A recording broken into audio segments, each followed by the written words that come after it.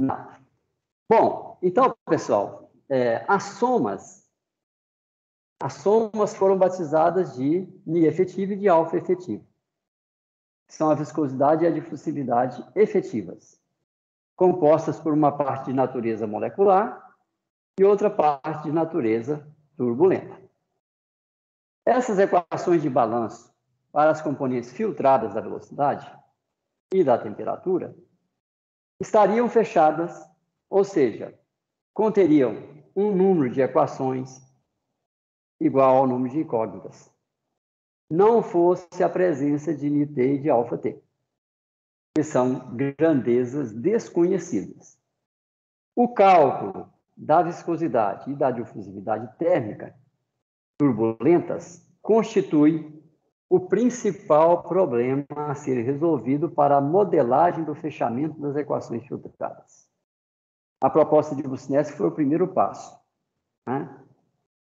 Posteriormente, inclusive, apareceram outras propostas que não têm o mesmo princípio. Tá? E nós vamos ver isso mais à frente. Modelos onde a gente faz o fechamento sem a intervenção no balanço, sem a intervenção a nível do fechamento do tensor e do fluxo turbulento, sem a intervenção do Νt. Mas o Νt aparece no fechamento de momentos de terceira ordem. Tá? Então, mesmo os modelos onde você não usa diretamente o Νt, não podem ser classificados como modelos independentes de Νt, como a gente vê na literatura.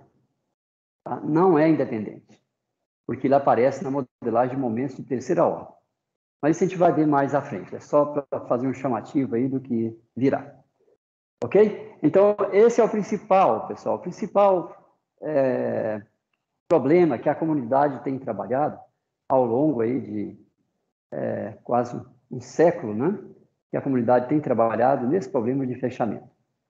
E continua sendo um problema que a gente tem conseguido paliativos, a gente tem conseguido formas de resolver, porém, elas não são gerais, não são universais, né? Todas elas sempre têm um detalhe, né, que o modelo falha em um ou em outro escoamento, conforme a natureza física do problema.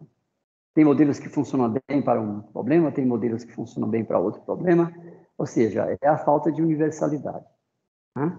E isso é algo que a gente está ainda, né, na luta aí para poder conseguir resolver de forma mais geral e mais acurada, né, o problema de fechamento. Bom, essa tabela aqui mostra uma comparação interessante, porque é a base da proposta de Busnelski. A gente faz aqui nessa tabela uma analogia entre o processo de difusão turbulenta e de difusão molecular. Então, aqui nessa coluna da esquerda, a gente coloca o processo de difusão molecular. E na direita, o processo de difusão turbulenta. Para a difusão molecular, nós encontramos movimento e interações entre moléculas. Este é o conceito de viscosidade e difusão turbulentas devido à movimentação molecular. São conceitos que aparecem para que a gente consiga traduzir a física molecular em algo equivalente a nível do contínuo. Os conceitos de viscosidade e de difusão moleculares. É uma modelagem também, traduzindo efeitos moleculares em o equivalente a nível do contínuo. Ok? Então, é isso que acontece a nível no processo de difusão molecular. Seja de difusão de quantidade de movimento linear, seja de difusão de energia térmica. E se a gente quer estender, nós podemos ter outras equações de balanço que devem ser filtradas, por exemplo, equações de balanço para concentrações. Aí aparecem difusões binárias, né? Enfim, que também é objeto de modelagem de fechamento, quando você faz a filtragem. Entra o conceito de número de Prandtl, número de Schmidt, molecular e turbulentos. Bom, qual é o equivalente, então, dessa física molecular quando a gente faz essa analogia?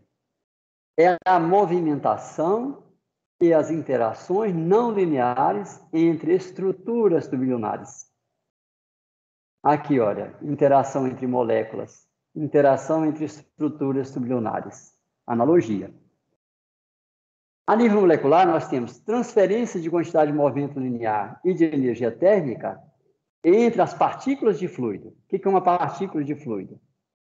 Está aqui, olha, uma partícula de fluido, com suas vizinhas, e está acontecendo uma troca entre elas. É uma troca entre as suas partículas vizinhas. E isso está acontecendo devido à movimentação molecular. E você troca a quantidade de movimento linear, troca energia térmica, troca concentração. Isso se dá através do movimento de molécula entre as partículas de fluido. Movimento de moléculas entre as partículas de fluido. Qual é o análogo para o escoamento turbulento? É a transferência de quantidade de movimento linear e de energia térmica entre diferentes sítios do escoamento. E se dá através das interações não lineares entre estruturas tubulares. Então, se você tem lá um sítio, não é mais uma partícula, é uma região, e aí você vai ter estruturas tubulares que são transportadas de um sítio para o outro. Isto é uma transferência, isso vai promover transferência de informações, só que não mais molecular, através de interações não lineares. Interações não lineares. Então, lembrem sempre disso. Sempre nós estamos falando do plano de fechamento, nós estamos tentando resolver um problema, que é a conversão de efeitos não lineares em efeitos difusivos. Tá? Isso é muito forte. Tá? E, a nosso ver, é a principal causa da falta de universalidade dos modelos. Porque é muito forte você transformar aquela riqueza de efeitos não lineares que nós vimos no espaço de Fourier em um problema de difusão. É uma analogia muito forte. É, a nosso ver, a principal causa de não universalidade dos modelos. Bom, outra analogia também que se tem essas transferências são modeladas em nível de contínuo, via viscosidade e difusividade, ou seja, o Ni é a velocidade do som vezes o livre caminho médio molecular, e o alfa é uma constante kappa vezes a própria viscosidade molecular. Kappa, comprimento característico molecular, xi, e kappa, que é a constante a ser determinada, né, para você converter viscosidade molecular em difusividade molecular. Bom, então observa que isso vem de teoria cinética dos gases, né? Traduzindo efeitos moleculares em efeitos a nível do contínuo. Qual é a analogia? Essas transferências são modeladas, por analogia, com os conceitos de viscosidade e difusividade turbulentas. Olha lá, então. Aqui, olha, tinha uma velocidade do som vezes um comprimento característico.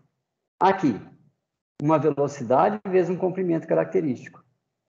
Velocidade que caracteriza a turbulência e o L que caracteriza a turbulência. Observem que tarefa é essa, hein? Você conseguir calcular uma velocidade que representa todo o espectro de estruturas tubulares. É praticamente impossível fazer isso de forma generalista, de forma universal.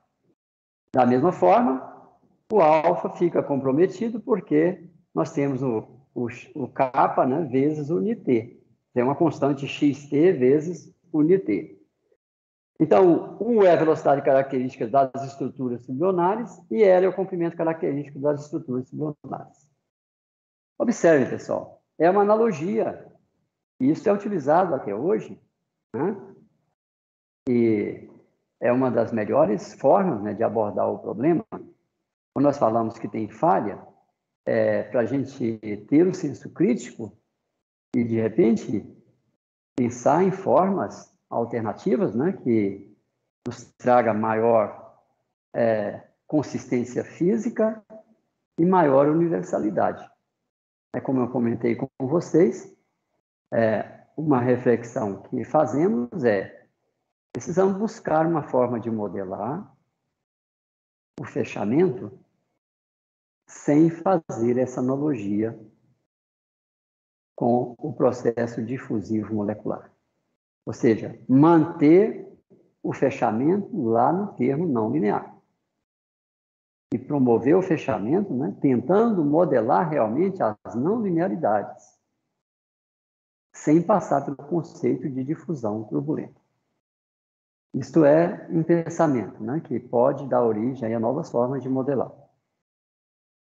Pessoal, entendeu aqui a analogia? Ela é importante, tá, para a gente poder ter essa percepção mais melhor embasada, tá, das propostas que advêm do modelo proposto por Brusnesky, envolvendo o NT e o alfa-T. Tudo bem? Bom, então, os modelos para o problema de fechamento da turbulência podem ser classificados segundo a dependência direta, olha aqui, olha, dependência direta ou indireta dos conceitos de viscosidade e difusividade turbulentas. Aqui a gente frisa isso bem no livro, porque onde a gente fala da dependência indireta, é frequente encontrar na literatura e nas falas referência a modelos que independem do NT. Não. Esses modelos que são ditos que independem, na verdade, dependem, mas indiretamente. Ou seja, a gente não escreve o tensor das tensões de Reynolds, de Brusnesky-Reynolds, dependendo do NT diretamente. Você tem equações de balanço para as próprias componentes. Mas quando você faz uma equação de balanço para um momento de segunda ordem, o fechamento permanece, o problema de fechamento permanece. Aparece a necessidade de fechar a nível de momentos de terceira ordem. E aí o fechamento a nível de momentos de terceira ordem é feito usando o conceito de NT, novamente. Então, depende indiretamente, mas não é que seja independente. Em ambos os grupos, ou seja, que depende direta ou indiretamente, torna-se necessário obter equações algébricas ou de balanço adicionais para o cálculo da viscosidade e da difusividade turbulentas. Ou equações de fechamento alternativo das equações filtradas para a turbulência. Nós vamos ver lá no capítulo 9. Nesse segundo caso, os conceitos de viscosidade e difusividade turbulentas passam a ser utilizados de forma indireta. Ou seja, não mais para a modelagem direta do tensor de Brusnesky-Reynolds e do fluxo térmico turbulento. Dessa forma, tem-se dois grandes grupos de modelos, quais são descritos a seguir, né, que a gente vai, então, fazer a descrição. Então, modelos que dependem diretamente da viscosidade e da difusividade turbulentas são os seguintes: modelos a zero equação de balanço. Já deve ter ouvido falar, por exemplo, do modelo do comprimento de mistura de Prandtl, né? É um modelo a zero equação de balanço. Prandtl propôs, nós vamos ver isso em detalhe no capítulo 7, propôs um modelo puramente algébrico, não tem equação de balanço. Ele é dito um modelo a zero equação de balanço, né? Existem outros modelos similares, como o modelo de Smagorinsky para modelagem sublimária, para a metodologia LESS, que também é um modelo a zero equação de balanço. Existe também um modelo sublimário do tipo função estrutura de velocidade de ordem 2, que é um modelo algébrico, não tem equação de balanço. Ok? Então, temos aí uma família de modelos ditos a zero equação de balanço. Por exemplo, modelos que são derivados do comprimento de mistura de Prandtl, E os modelos submalha, para a metodologia de simulação das grandes estruturas. Depois vem modelos a uma equação de balanço. Por exemplo, o modelo KL. Foi o primeiro modelo proposto por Kolmogorov e por Prandtl, que é um modelo baseado na energia cinética específica turbulenta K e uma relação algébrica para um comprimento característico da turbulência, o L. Se eu tenho K e o L, observa. K, se eu extraio a raiz de K, isso me dá o U. Se eu tenho L, eu tenho U vezes L, que é o NT. Por analogia à teoria cinética dos gases, onde o Ni molecular é C vezes Xi, velocidade do som, comprimento característico da movimentação molecular. Velocidade característica, comprimento característico. Analogia. Ok? Outro exemplo é o modelo, outro exemplo de modelo a uma equação de balanço. Observe que esse modelo aqui é um modelo antigo, né, que foi proposto por Prandtl, lá por volta de 1920, 1930. Agora, bem recente, em 1992, 94, recente comparado com a proposta de Prandtl e Kolmogorov, tem um modelo proposto por Spalart e Almaras. É um modelo onde você tem uma equação de balanço para o próprio NT. DDT mais V escalar nabla aplicado a NT igual, né, a termos que compõem uma equação de balanço.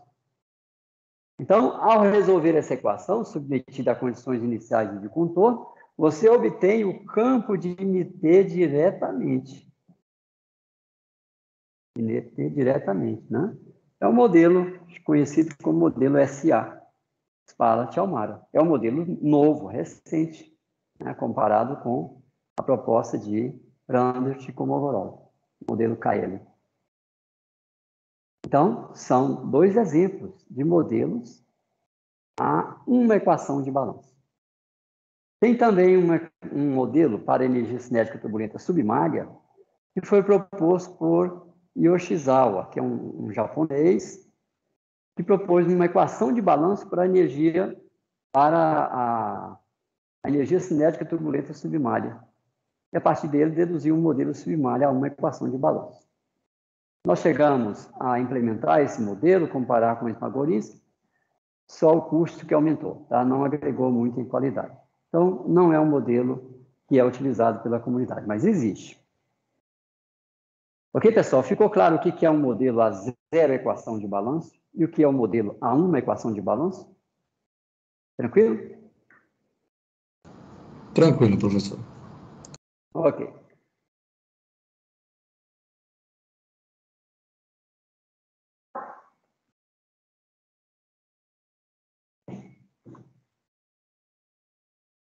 Bom, na sequência, nós temos modelos a duas equações de balanço. Kolmogorov, em 1942, propôs o primeiro modelo a duas equações. Sua primeira proposta foi baseada no conceito de energia cinética específica turbulenta K e na frequência de Kolmogorov, ômega. Essa grandeza ômega ela é também denominada potência específica de transformação viscosa da energia cinética turbulenta. No entanto, efetivamente, essa grandeza tem unidade de frequência. O ômega tem unidade de 1 sobre segundo. Com duas estruturas características, com essas duas grandezas. Com essas duas grandezas características da turbulência, ou seja, K e ômega, energia cinética turbulenta e frequência de Kolmogorov. E usando relações com base em análise dimensional, nós temos, então, extraímos daqui, olha, as duas as duas grandezas características para calcular o NT. Então, daqui sai o cálculo de NT. E aí a gente fecha o problema. Tendo o NT também, a gente calcula o alfa-T, usando o conceito de Prandtl turbulento. Então, Kolmogorov modelou a viscosidade turbulenta NT. Esse modelo foi, então, chamado modelo de fechamento K-ômega. Então, observa que, antes da proposta de Wilcox, modelo K-ômega, em 1942, Kolmogorov já tinha proposto. Só que ele mesmo, Kolmogorov, ao invés de usar o ômega, ele já iniciou o estudo, né, para propor uma equação, ao invés de usar a equação de balanço para o ômega, ele já passou a usar a equação de balanço para o epsilon. O epsilon, que é a potência de transformação viscosa específica de energia cinética turbulenta. Epsilon. O que na literatura é conhecido como dissipação viscosa. Nós já discutimos isso algumas vezes, vamos estar refrisando por que a gente não prefere não dar esse tipo de nomenclatura. Porque essa grandeza, essa função, efetivamente representa a conversão de energia cinética turbulenta em energia térmica. É um processo de conversão e não de dissipação. Tá? Então, a gente procura dar consistência física à nomenclatura. Então, esse modelo foi denominado modelo K-epsilon, que posteriormente ele foi proposto, então, por Kolmogorov também, mas posteriormente ele foi bastante aperfeiçoado até chegar a um modelo K-epsilon que é conhecido como modelo padrão. Modelo K-epsilon padrão. E a partir desse modelo K-epsilon padrão, derivou-se outras formas de modelar o NT, né, como o modelo K-ômega SST e por aí afora. Bom, além então dos modelos baseados em equação de balanço, nós temos também os modelos algébricos. São modelos sem equação de balanço, ou seja, são modelos a zero equação de balanço. E com esses modelos, a gente equaciona diretamente as componentes do tensor de Boussinesq-Huygens. Os detalhes, pessoal, nós vamos ver num capítulo posterior. Hoje nós só estamos comentando, classificando, organizando as ideias, né, para a gente ter uma ideia da família de modelos que existem. E, posteriormente, nós vamos ver cada um deles individualmente, né, com mais detalhe. Os modelos submários, por exemplo, são modelos algébricos. Modelos do tipo RSM, Reynolds Stress, Reynolds Shear Model, são os modelos de natureza também algébrica. Agora, já comentamos então sobre modelos A0, são os algébricos, modelos A1, equação de balanço, o modelo KL e o modelo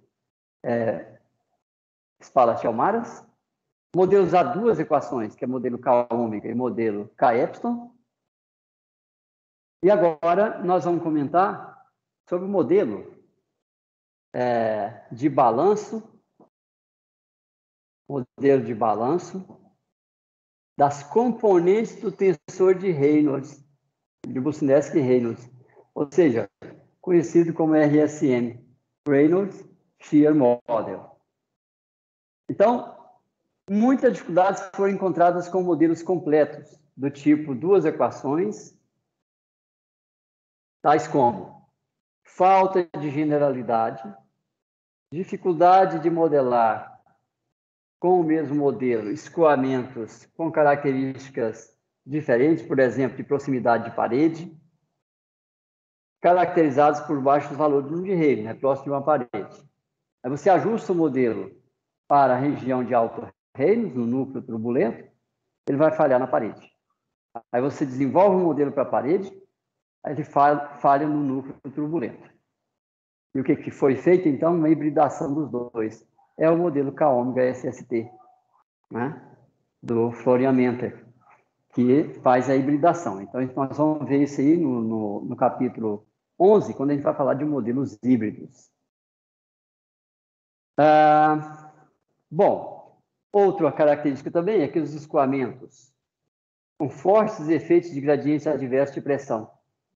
Por exemplo, se você vai simular um escoamento num degrau, isso é um teste rigoroso, tá, para um modelo de turbulência. Por quê? Você tem aqui uma expansão, uma região de recirculação, então tem fortes gradientes de pressão. A distribuição de pressão faz isso. Ó. Tá? Tem fortes gradientes adversos de pressão. E isso dificulta a boa modelagem do escoamento via modelos a duas equações. Fortes efeitos de curvatura. Né? Tem escoamentos, por exemplo, no interior de um ciclone. Tem fortes efeitos de curvatura.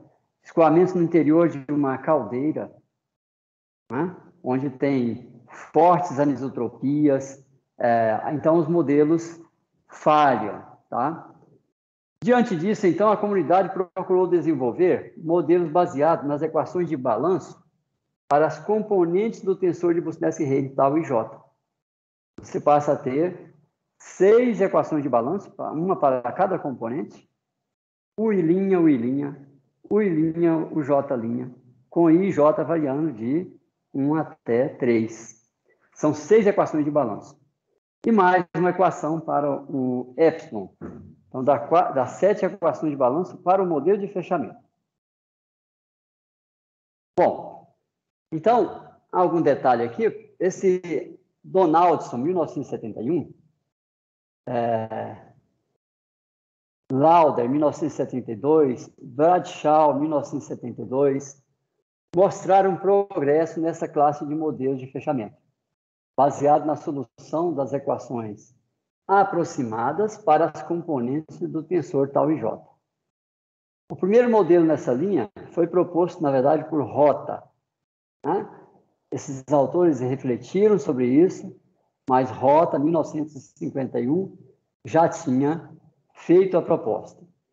E predições preliminares foram realizadas por Daly e Harlow, 1970. Então, esses modelos ainda carregavam aproximações que lhe tiravam a generalidade necessária para a solução de escoamentos turbulentos genéricos.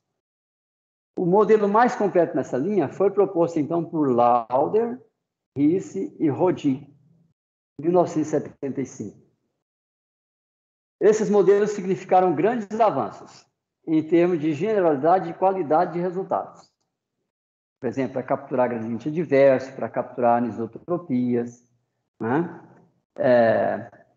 Agora, a maior dificuldade com essa família de modelos é a implementação, porque nós chegamos aí a uma dúzia de equações facilmente. E quando você incorpora a parte térmica, nós chegamos a 17 equações de balanço, todas acopladas. Naturalmente que é uma implementação trabalhosa e de convergência delicada. Você tem que fazer processo interativo envolvendo 17 equações de balanço acopladas entre si, com não linearidades fortes. Então, a estabilidade numérica é outro fator e, naturalmente, o custo computacional. De fato, esse tipo de modelo de fechamento ele é composto por 7 equações, só o fechamento, para escoamentos isotérmicos. E outro conjunto de EDPs deve ser agregado para escoamentos com efeitos térmicos. Isso nós vamos ver, então, em detalhe no capítulo 9. Nós apresentamos, e eu diria, pessoal, que a meu conhecimento, o único texto onde a gente apresenta de forma detalhada, explicando todas as passagens, a dedução do modelo completo com 17 equações de balanço. Cada uma dessas equações foram deduzidas em detalhe e todos os termos foram interpretados fisicamente. Então, vale a pena a leitura detalhada, tá? Para tomar conhecimento do que é um modelo para as tensões de Boussinesq-Reilly. Modelo baseado em equações de balanço para as componentes do tensor de Boussinesq-Reilly. Como será visto quando esse modelo for apresentado, o tensor de Boussinesq-Reis será modelado com as equações adicionais de balanço para cada uma das suas componentes. Os fechamentos necessários, a nível de momentos estatísticos de terceira ordem, farão, né, a gente vai fazer isso com o conceito de viscosidade turbulenta, por isso que depende indiretamente do conceito de viscosidade turbulenta. Isso justifica o fato que, no presente item, classificam-se os modelos que dependem indiretamente do conceito de viscosidade turbulenta. Ok? Bom, então, por hoje é isso que a gente queria apresentar para vocês. São as considerações gerais sobre como promover o fechamento. Nós estamos aí com o terreno preparado para que, a partir da próxima aula, na quinta-feira, a gente já comece a mostrar os modelos em detalhe. Nós vamos começar, observe que mesmo que os modelos primeiros, como o modelo de comprimento de mistura de Prandtl, mesmo que sejam, na atualidade, pouco utilizados, nós vamos apresentar nos detalhes para que a gente tenha uma percepção histórica do processo. Tá? E, inclusive, no capítulo 7, que é objeto da aula de quinta, nós vamos comentar sobre soluções contínuas para diversos tipos de escoamentos turbulentos. Parte que já existiam na literatura, publicado nos livros, por exemplo, lá no livro do Schlichting, a gente tem algumas soluções contínuas, porém, nós agregamos muitas outras soluções. Né? Esse capítulo foi, na verdade, uma dissertação de mestrado, na qual nós utilizamos a teoria de similaridade para resolver um elenco de escoamentos turbulentos de forma contínua. Ou seja, nós temos as expressões contínuas para os campos de velocidade, os campos das tensões, das componentes das tensões de Boussinesq-Reis, tudo de forma contínua. Então, isso constitui também, esse capítulo, uma referência interessante para a comparação. Quando você está desenvolvendo um modelo mais sofisticado, você pode usar, né, os resultados das soluções contínuas como referência, porque são soluções bastante acuradas. Agora, qual é o problema delas? É que elas são dedicadas a cada tipo de escoamento. É uma solução para um jato, uma solução para uma camada de mistura, solução para uma camada limite. Então, são soluções específicas, porém muito acuradas, porque elas são contínuas e baseadas em uma teoria bem estruturada do ponto de vista matemático. Então, essa vai ser a primeira linha que nós vamos apresentar, a modelagem de fechamento completa. Modelo do comprimento de mistura de Prandtl. Posteriormente, nós vamos ver como deduzir a equação de balanço para a energia cinética turbulenta, para a potência de transformação viscosa, o epsilon, e assim por diante, até chegar à dedução completa do modelo das componentes do tensor de Boussinesq-Reis. E, posteriormente, a gente vai, então, ver modelagem sublimária e modelos híbridos. Esse é o cenário, então, que nos aguarda aí pela frente.